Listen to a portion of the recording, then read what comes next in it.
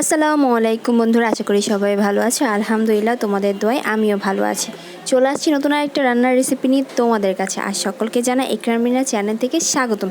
তো বন্ধুরা, আজকে তোমাদেরকে করে দেখাবো খুব মজাদার একটি দোসা বা চাপটি পিঠা রেসিপি। অনেকেই তো চিনেন আর অনেকেই চিনেন না। তো আজকের রেসিপিটা যারা চিনেন না বা বানাতে পারেন না তাদের জন্য। তো বন্ধুরা, চলো কথা না বাড়িয়ে আমি চলে যাচ্ছি সোজা রেসিপিতে। তো বন্ধুরা দেখো, আমি এখানে একটি বোল নিয়ে নিয়েছি। এই বোলের মধ্যে আমি এক এক করে এখন দোসার জন্য যে উপকরণগুলো প্রয়োজন সেই উপকরণগুলো এক এক করে মেপে নেব। দেখো, আমি এখানে মেজারমেন্ট কাপের হাফ কাপ, যে কাপটা রয়েছে ওই কাপের 1 কাপ দিয়ে দিচ্ছি সেদ্ধ চাউল, আর হাফ কাপ দিয়ে দিচ্ছি আমি আতপ চাউল। মানে টোটালি এখানে 1 কাপই নিয়েছি আমি আমার প্রয়োজন অনুযায়ী। আর নিয়ে নিচ্ছি 1 টেবিল চামচ করে টেবিল চামচের 2 চামচ নিয়ে নিচ্ছি আমি মসুর ডাল, আর 2 চামচ নিয়ে নিচ্ছি মুগ ডাল। আপনারা চাইলে এখানে আরও ছোলার ডাল, অড়হর ডাল, বুটের ডাল, আপনাদের ইচ্ছা মতো ডাল আপনারা ব্যবহার করতে পারেন। তো বন্ধুরা, এই যে আমি সব মিশ্রণটা একসাথে মিক্স করে এখন পানি দিয়ে 4-5 বার পরিষ্কার পানি না আসা পর্যন্ত ধুয়ে নেব।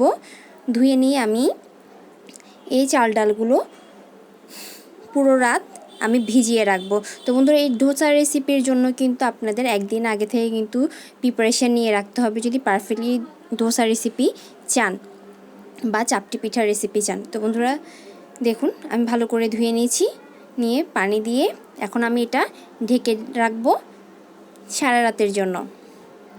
ফিরে আসছি আমি সকাল অবধি। তো বন্ধুরা দেখো, সকাল হয়ে গেছে। এখন আমি দেখি আমার এই ভেজানো চালের কি অবস্থা। তো বন্ধুরা দেখো, আমি একটু তোমাদেরকে দেখাচ্ছি চালের অবস্থা কি। আর উপরে ফেনা ফেনা জমে গেছে। এখন আমি পানিগুলো ফেলে একটা ছাঁকনির সাহায্যে পানিগুলো ঝরিয়ে নিচ্ছি চালগুলো থেকে। আর আপনাদের সুবিধার জন্য আমি এই ভেজা চালগুলোকে আবার কাপে 1 কাপের করে মেপে আমি এটা ব্লেন্ডার করে নেব। তো দেখো বন্ধুরা, আমি এই কাপের 1 কাপ করে নিব। আর এখানে আমি নিয়েছি একটা ব্লেন্ডার জার। এই জারের মধ্যে আমি এই চাল ডালগুলো আমি ব্লেন্ড করব। তো বন্ধুরা দেখো, সমান করে আমি 1 কাপ দিচ্ছি আপনাদের বোঝার সুবিধা ক্ষেত্রে আর পারফেক্টলি একটা গোলা তৈরি করার জন্য। আমি এখানে 1 কাপ করে মেপে দিয়ে দিচ্ছি। আমার এখানে টোটাল 2 কাপ হয়েছে। তা আমি এই 2 কাপের জন্য পানি ব্যবহার করব টোটালি 1 কাপ। মানে 1 কাপের জন্য আমি হাফ কাপ পানি ব্যবহার করব, আর 2 কাপের জন্য আমি এখানে টোটালি 1 কাপ পানি ব্যবহার করব। এর কমও না, এর বেশিও না। তাহলে আপনারা পারফেক্টলি একটা গোলা পাবেন। তো বন্ধুরা, এই যে আমি চাল ডালগুলো দিয়ে ব্লেন্ডারের ঢাকনাটা লাগিয়ে দিয়ে আমি ব্লেন্ড করে ফিরে আসছি। তো বন্ধুরা দেখো, আমি ব্লেন্ড করে ফিরে এসেছি আর তোমাদেরকে দেখাচ্ছি কতটা পারফেক্টলি আমি একটা গোলা তৈরি করে নিয়েছি। আমি হাতের সাহায্যে একটু তুলে দেখাচ্ছি তোমাদেরকে কেমন হবে গোলাটা। ঠিক দেখো, এই যে একটু দানা দানা থাকবে, এতে কোনো সমস্যা নেই। তো বন্ধুরা, আর এখানে কোনো পানিও অ্যাড করতে হবে না, কিচ্ছু করতে হবে না। আমি এখন গোলাগুলো একটি বোলের মধ্যে ঢেলে নিচ্ছি। তো বন্ধুরা দেখো, আমি সম্পূর্ণ গোলাটি একটি বোলের মধ্যে ঢেলে নিয়েছি। ঢেলে নিয়ে আমি এই গোলাগুলোকে সাথে সাথে ব্যবহার করব না, আমি আবার ঘন্টা 2-1 জন্য রেখে দিচ্ছি। আপনারা চাইলে আরও 3-4 ঘন্টার মতো ঢেকে রেখে দিতে পারেন। তো বন্ধুরা দেখো, আমার গোলাটা 3-4 ঘন্টা পর কেমন হয়েছে। আর আমি এদিকে একটা তাওয়া গরম হতে দিয়েছিলাম, তেল ব্রাশ করে দিয়েছিলাম তাওয়াটার মধ্যে। এখানে আমি লবণ অ্যাড করে গোলাটা একটু গলে নিচ্ছি। আপনারা চাইলে এখানে জিরার গুঁড়ি, একটু কালারের জন্য হলুদের গুঁড়ি ব্যবহার করতে পারেন, কিন্তু আমি ব্যবহার করছি না, আমি সাদাই করব।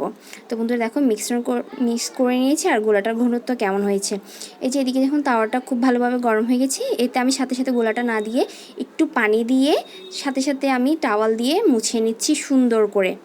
মুছে নেওয়ার পর এরপর আমি চামচের সাহায্যে 1 চামচ গোলা দিয়ে এরপর সুন্দর করে আলতোভাবে ঘুরিয়ে একটা দোসা বা চাপটি পিঠার মতো তৈরি করে নেব। তো বন্ধুরা, তোমরা দেখে হয়তো বুঝতে পারছো আমি কিভাবে করছি পিঠাটি।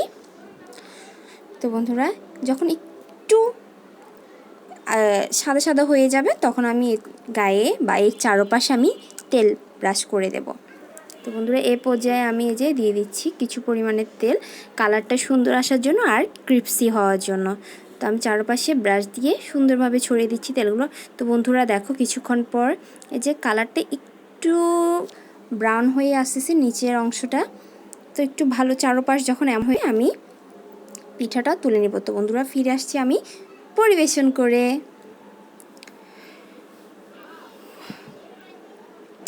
তো বন্ধুরা দেখো, এই যে তৈরি হয়ে গেলো আমার মজাদার চাপটি পিঠা বা দোসা।